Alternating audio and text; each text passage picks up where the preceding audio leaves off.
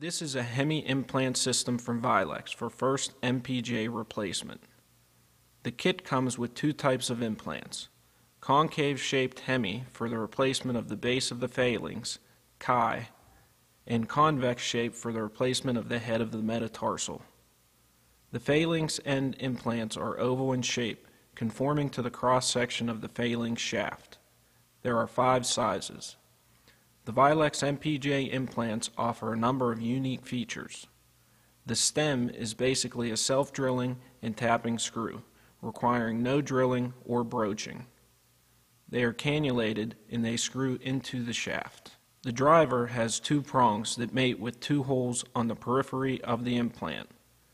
The phalangeal components come in titanium, cobalt chrome, or cobalt chrome with titanium backing for faster ossification, and the met heads come in cobalt chrome only.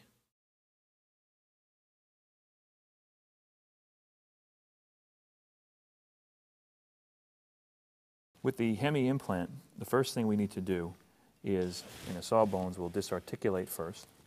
And now we have the base of the proximal phalanx that we need to prepare for the actual Hemi.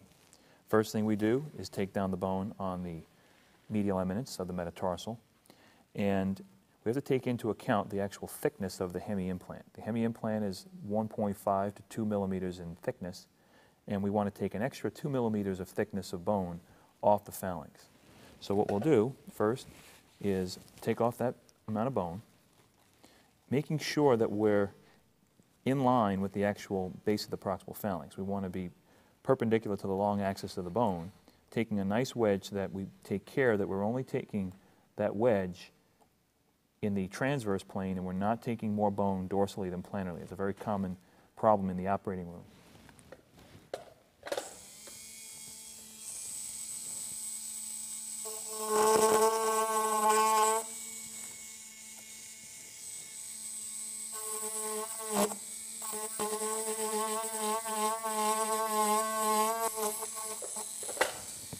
And that finishes the cut on the base of the proximal phalanx.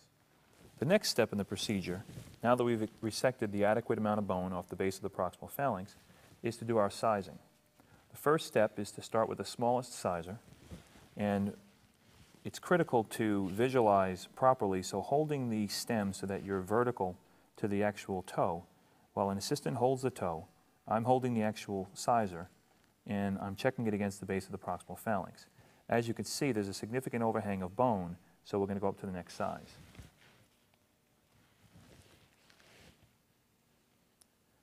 This size looks much better, but yet we can still try to get rid of that last little bit of bone that's overhanging the actual sizer. It's critical to make sure that we have no bone exposed over the implant, because that will create heterotopic bone formation and encroachment on the actual implant. Here, the size 3 seems to be the best size. It's overhanging the bone very, very slightly, and you're better having just very slight overhang than slight undersizing for the implant. So we're going to go with the size 3 in this case.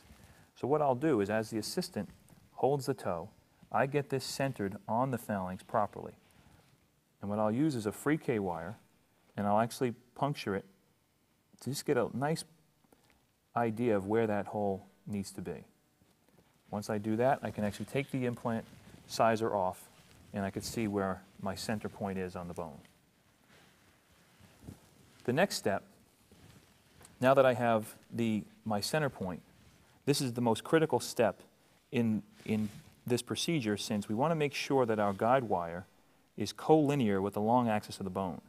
And I recommend using a C-arm to make sure that your guide wire is not angled too far planarly. It's a very common complaint that in the operating room, when the toe is being planar flexed, it's very easy to be in this position, angling down, thinking that you're in line with the bone, since the way the soft tissue gets in the way.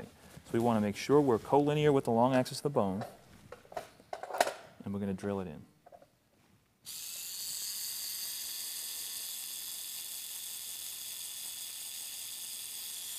And I'm going to get collinear, making sure I'm perfectly lined up, and just drive it in.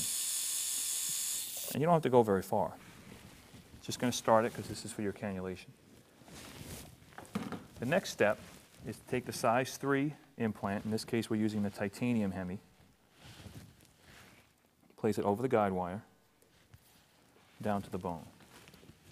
The inserter device is also cannulated, goes over the guide wire, and we have the 2 holes that are in the implant to help screw it in.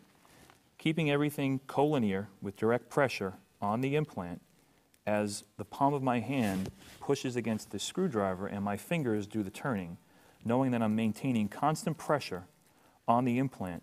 In case the bone is hard, it will allow these threads that have a cutting tip on the implant to seat nicely in even the hardest bone. So we're screwing the implant in over the guide wire,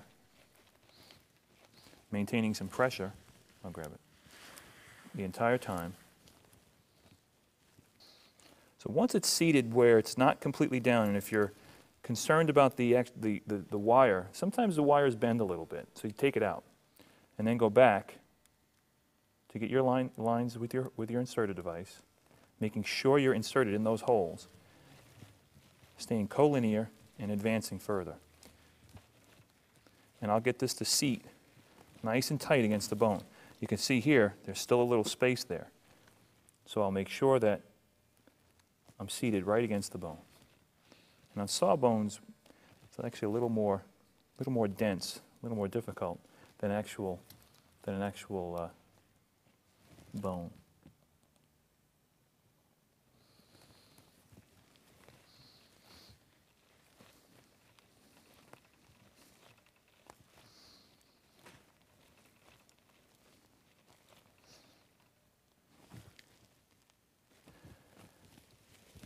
You can see on the sawbone here, there's a slight gap here, and it's nice and flush here, and that's based on the way the cut was made in the sawbone.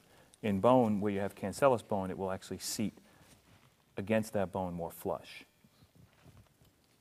There are times when you're in the operating room and your implant is actually stopping and not advancing any further when you get to a point that is here.